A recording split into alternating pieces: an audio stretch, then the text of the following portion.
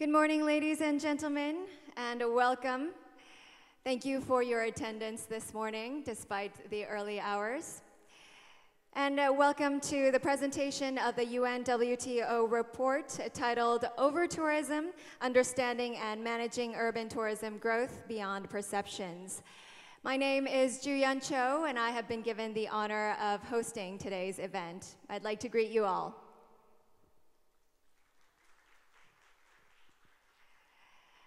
Well, thank you once again for your attendance, and I believe some of you are still coming in, so we would like to have a couple of minutes for having everyone be seated.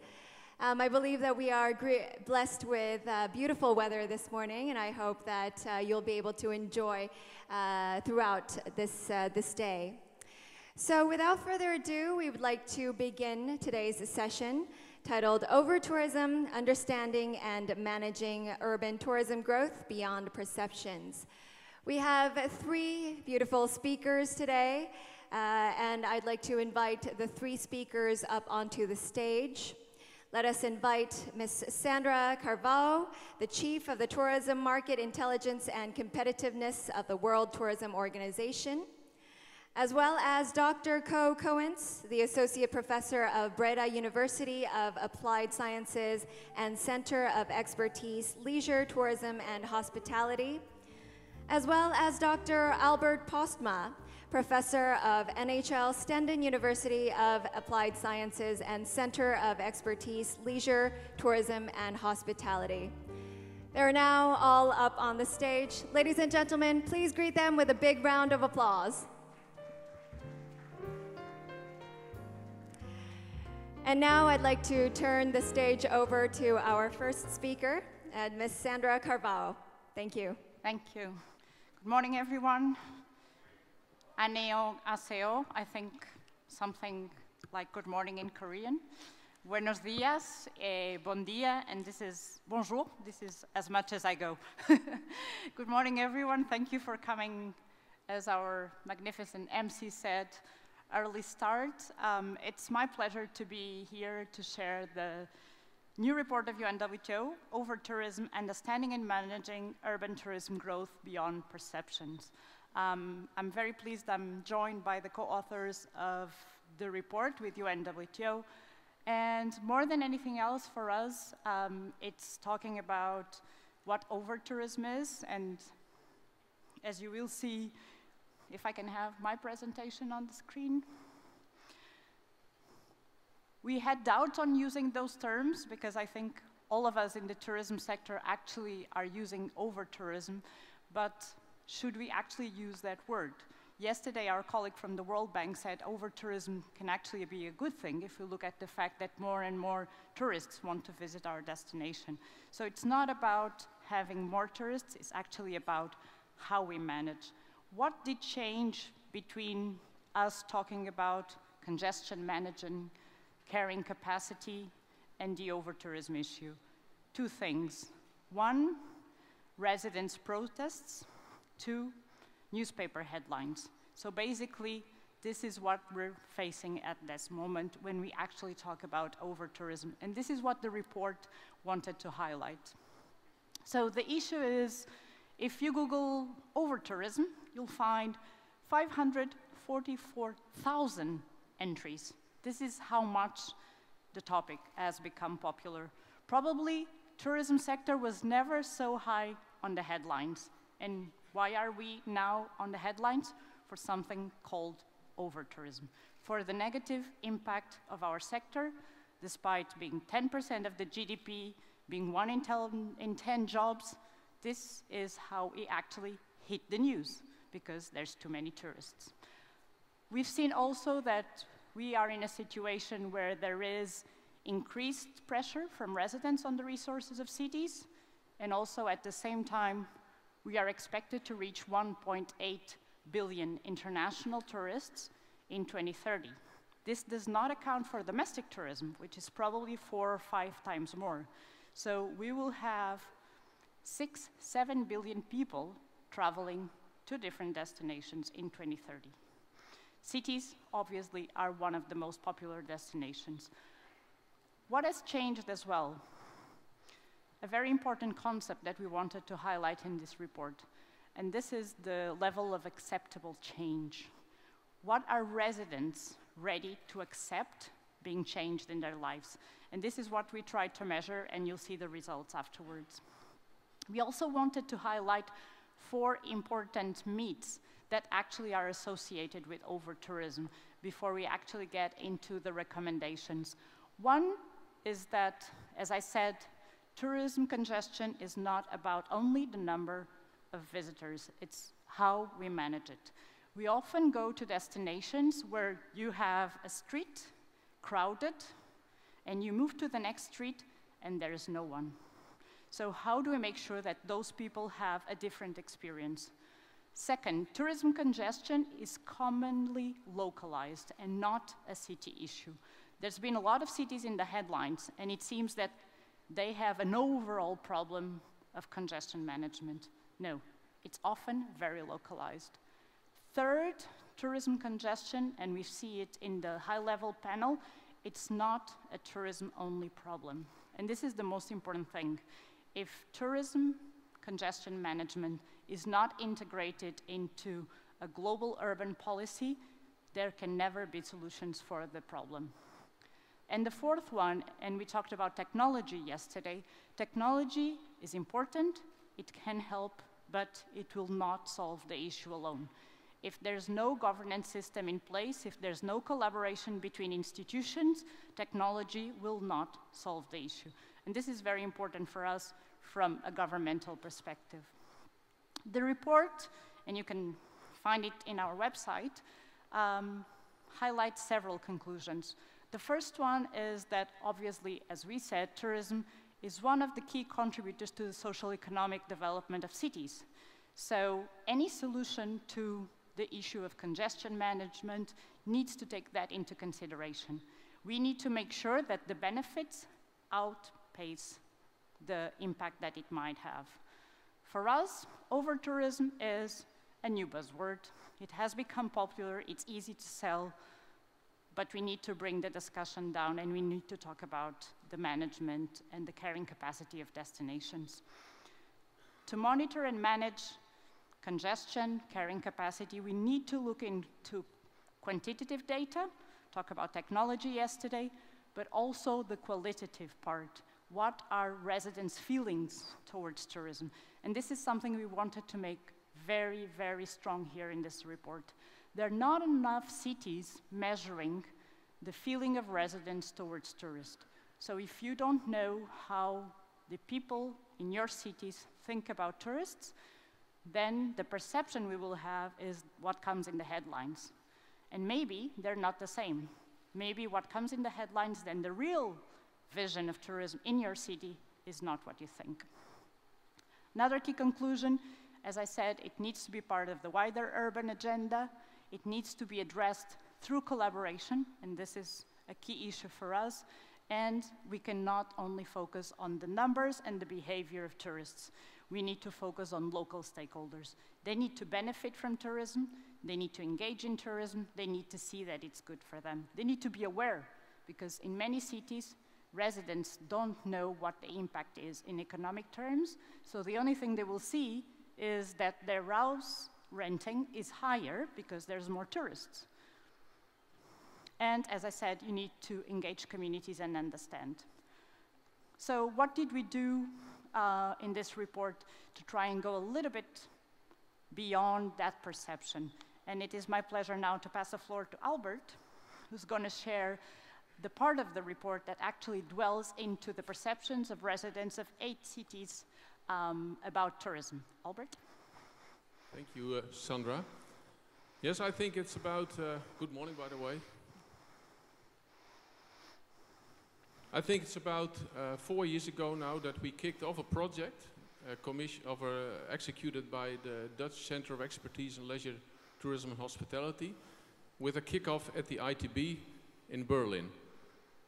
Since then, we called several cities in Europe to take part in this project, and ultimately over the past few years, the project has run in the cities that you see on this map: Barcelona, Lisbon, Amsterdam, Salzburg, Tallinn, Munich, and a few other cities.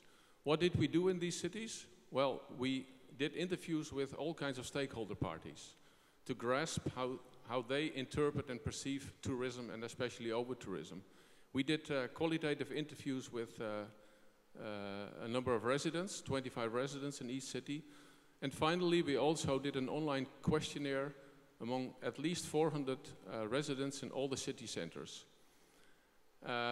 In this way, we reached more than 3,000 residents randomly selected in each city. And we did not perform a regular attitude survey, as it's often been done in this kind of research. But what we did is that we asked specifically for personal experiences to all the residents. So we asked them, what do you see as an issue in your daily life if you come across tourism? We made a survey out of these replies, and we discovered that there are basically 3 categories of critical encounters or perceptions that people mentioned. First of all, you could say the direct perceptions. That's how people see the social, economic, and environmental environment in their daily life changing because of tourism. We also have indirect perceptions, which relates to the impact tourism has on the daily quality of life. So how it's very personal sometimes. It relates to people's life and also to the family life. And thirdly, we also found out that people refer to what we call stakeholder perceptions. So they have opinions, and they have a specific experience with, in their relationship with all kinds of stakeholder parties, like tour guides, for example. You see here a listing of the most important positive and negative perceptions. Positive, you could see, for example, greater international touch, more events, a more positive image of the city, protection of the historical past of the city, restoration of traditional architecture, more seasonal jobs in tourism, more cultural supply, greater number of tourist accommodations, more opportunity to share knowledge and culture with visitors, more leisure facilities, and an increased liveliness. If you look at the color coding of these positive impacts, positive perceptions, you can see that they're both socially, economically, and environmentally. But they're all in this direct category that I just mentioned before. And you can also see that social is dominating in this top 10 list. If we move to the negative side, then you see that most of the things that are mentioned here are related to economic perceptions, economic encounters in their daily lives. So people complain, you could say, about the increase of prices of all kinds of things, leisure facilities, public transport, taxis, especially housing, of course.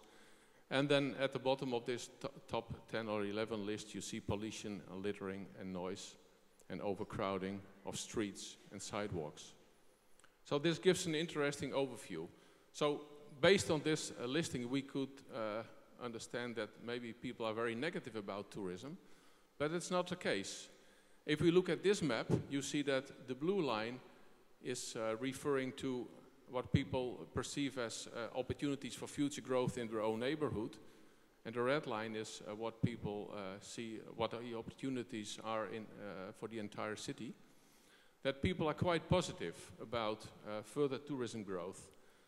So 30% of the people think that there should not be no limitations at all to further growth of tourism to their city, both at city level and at neighborhood level. And if we look at the growth opportunities for visitor numbers, we also see that it's quite positive. At the right upper top, we see that, well, people that really completely want to stop tourism growth in their cities and neighborhoods is very minimal. I would like to give the floor to my colleague, Ko Koens. I have my, does this work? Yep. Yeah, thank you very much, Albert, and thank you all very much for coming again, and, well, UNWTO for inviting us and allowing us to co-write the report with them. I would like to talk with you about visitor management strategies. So basically, we've talked about resident perceptions, we also talked to stakeholders, over 80 stakeholders in the cities, to see how can we manage tourism. And we got lots of measures, but to keep this a little bit simple, we've qualified them into 11 different strategies. I'll quickly run through them with you, but there's much more information in the actual report. Strategies, that's the one. The first one, and this is a very common one, is promote the dispersal of visitors spatially, so within the city and beyond. And it's actually also within attractions. If you can keep visitors longer in attractions, in existing attractions, your capacity increases. So that's one way to do it.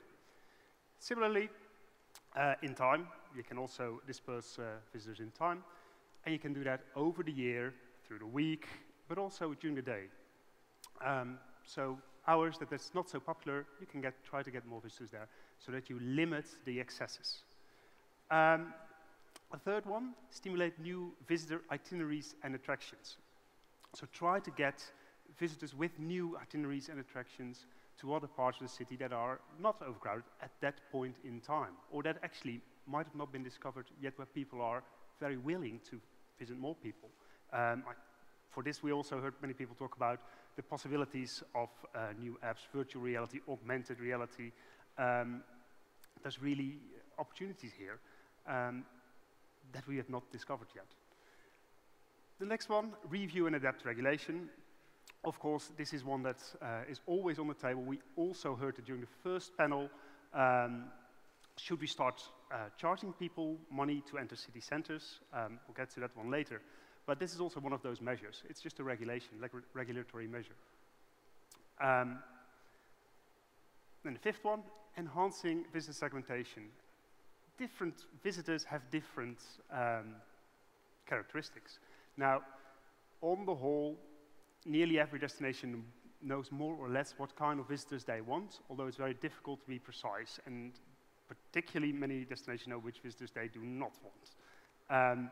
Difficulty with visitor segmentation is, of course, that it's very difficult to control what happens out in the real world. So what happens on social media and what happens when people talk to each other, or businesses, basically how they promote themselves.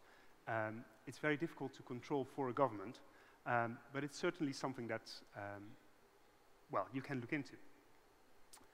Then we have more even. Number 6 is ensure local communities benefit from tourism.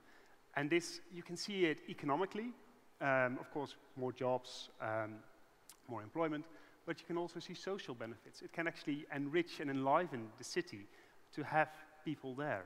A city where nothing happens is less attractive than a city where there's loads of people going on, people walking around. You hear international languages.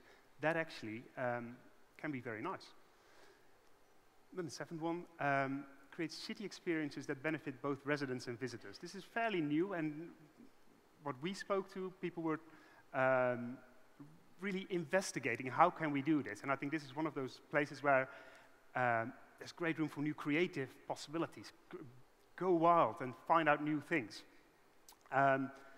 Because how can you create something that both residents and visitors can enjoy, and where they can basically learn from each other and just enjoy each other's company, rather than what you read in the media if you basically read over tourism, that there's an annoyance to visitors. The 8th one, nearly everybody we spoke to thinks this is important, but it's also acknowledged that this is a very difficult one. Improve the overall infrastructure. And the reason that it is difficult, it's not only costly, but it requires working together with lots of stakeholders. Now, we've already heard earlier the importance of relating to other stakeholders. I also personally think this is very important here to look at the new urban agenda, because that's a highly important document, and I think as tourism professionals, we could really engage more with that, and hopefully that will allow us to get slightly more influence over future city infrastructure and facilities. The 9th one, communicate and engage with local stakeholders. Of course, talking with people is important, and talking with people as early as possible. Go into the communities. Don't just do surveys, but really talk to people. And what do they want? Where do they see attractions? Where do they see possibilities? And what are annoyances? Only by talking to people and communicating with people, can we really understand what is living under residents and under other stakeholders. Businesses also have a say. Then communicate and engage with visitors. It's also highly important because, of course, visitors, their behavior is important. What they do, what they want. And sometimes visitors may annoy other local stakeholders without even knowing. So a good communication there can really help to make it easier, to make it smoother, and help manage dealing with the visitors. And then there's the last one, set monitoring and measuring responses. We need to know what's going on in the city. It links a little bit to the ones that I talked about earlier. We need to know what's going on in the city to know how we can adequately respond to that. So you can do quantitative monitoring. Big data is, of course, a massive growth here. So that's really opens up possibilities, but you can also do it qualitatively. These are 11 categories. There's loads of measures under that that we explain more in the handbook. But on the whole, this is a bit of an overview. What is interesting, we also asked in our survey that what Posma was talking about, what residents think of these visitor management strategies, and that's actually very interesting. So we start with their attitude towards these strategies, then the top 5. So residents really say we appreciate local infrastructure, we like the communication, and distribution of the year, there's a great possibility there, and again, creative city experiences. So residents also want to see where can we go further with city tourism. They're actually quite open to this. But as you can see, there's several of these top 5, and the differences are not that great between them. Become somewhat different if we look at the bottom 5. If you look there, you can see that demotivating visitors to go by zoning, financial zoning, is really not appreciated, really. And it's in the bottom 5. You can see there's quite a lot of regulatory measures. So residents themselves, in essence, prefer other measures above stricter financial tariffs, but also other regulatory measures. So does not mean that regulatory measures do not have a place, because they certainly do, and sometimes they just have to be taken. But on the whole, residents are not that much in favor of it.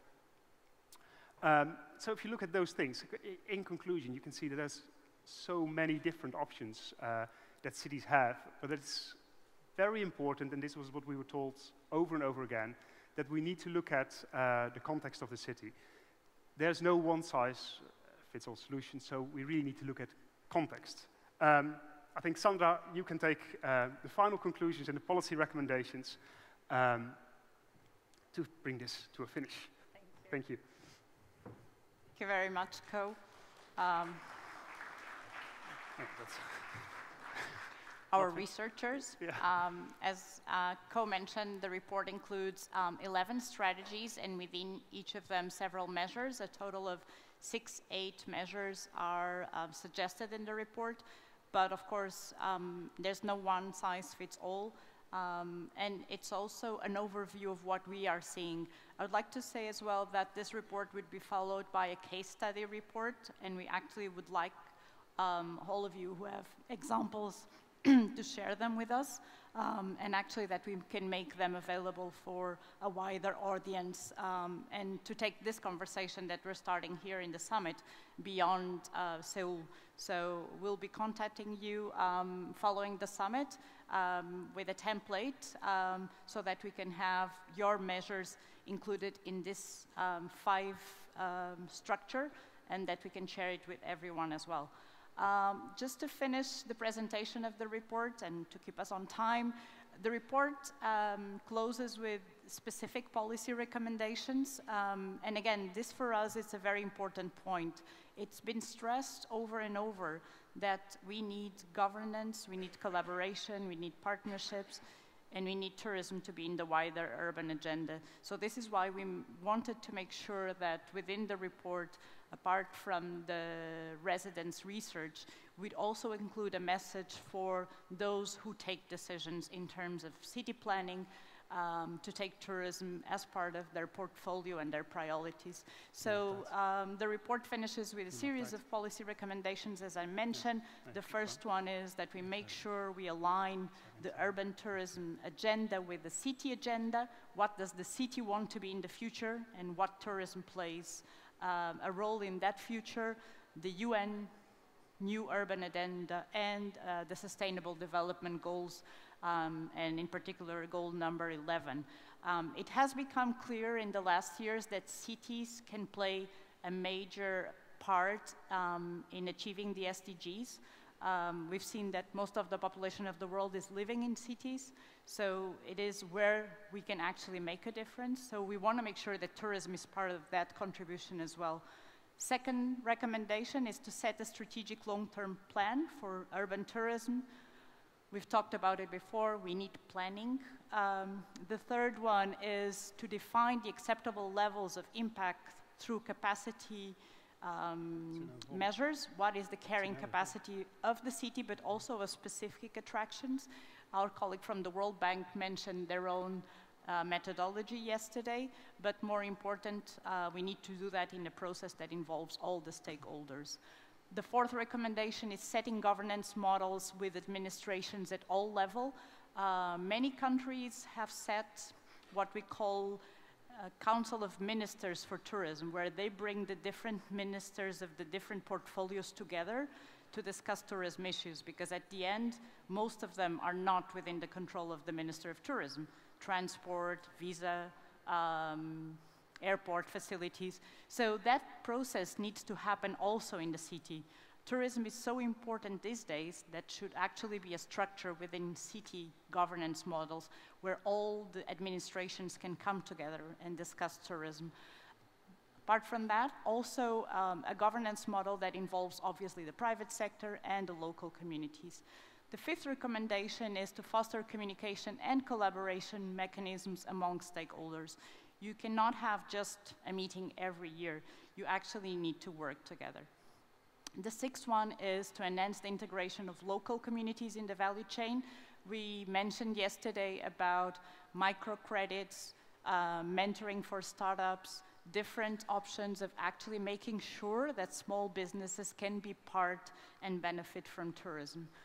The seventh one is to monitor the perception of local communities towards tourism on a regular basis, to actually make sure that we know at all times what are residents thinking about tourism, but also to promote the value of it, the economic, but also the social, the pride of your city wanting to be visited. Yeah. The eighth policy recommendation is promote evidence-based decisions and planning. We talked about big data, we talked about systems coming together yesterday in the session on technology. That is critical to actually make sure we monitor how city tourism is developing. The ninth one is, as a consequence, invest in technology, innovation, and partnerships. The 10th, promote innovative products and experiences. And this goes perfectly in line with our keynote yesterday, the power of the new experiences, tourism as a transformational activity that allows you to take people out of the most visited areas, because those experiences can actually happen in new neighborhoods, neighborhoods who have a different flavor, but also, as Mario Hardy from PADA yesterday mentioned, areas that you can invest in actually bringing up while they might be socially less favored, or they might be in a degradation process. 11, recommendation, plan ahead. Do scenario planning. We talked yesterday about crisis. We've seen many destinations being hit by health or other kinds of crisis, so scenario planning for what might happen with your tourism and adapt your measures accordingly. And 12, consider tourists as temporary residents. At the end of the day, we heard yesterday as well, they're competing or they're living the same experience as the residents. So tourists in your city are actually temporary residents and they should be treated as such. With this, we end the presentation of the report. The executive summary is available at the webpage of UNWTO, and we'll make sure that we will continue this conversation with you and hope that you can give us your experiences that we can share with everyone as well. Thank you very much.